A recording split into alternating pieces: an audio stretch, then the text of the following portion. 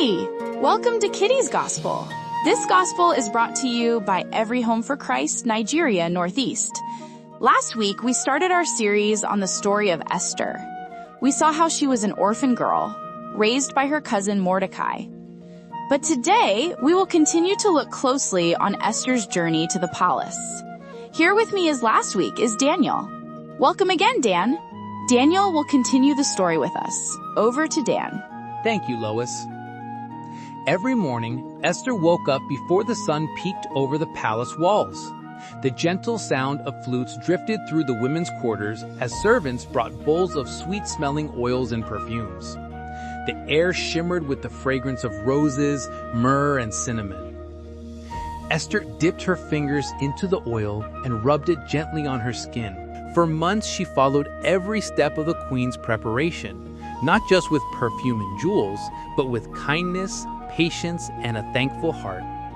While others boasted or worried about their beauty, Esther spent her days helping others, sharing her food, and praying quietly in her heart. The palace maids loved her.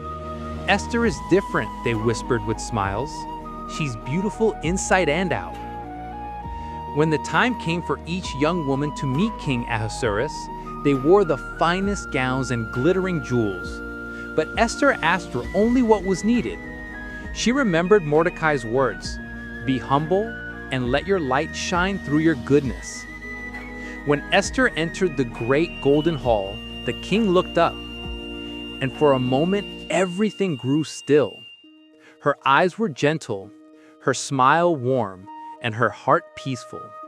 The king saw more than beauty. He saw grace.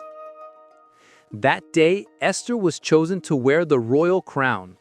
Trumpets sounded, drums rolled, and the people shouted, "Long live Queen Esther!"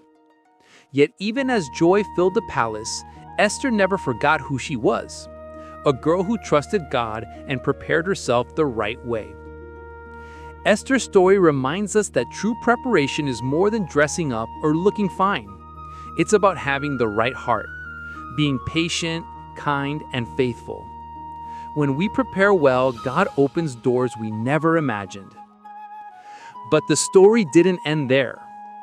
One evening, Mordecai sat quietly by the palace gate, as he often did, watching the guards change their posts. The night was cool and the moon shone bright. Suddenly, he overheard two men whispering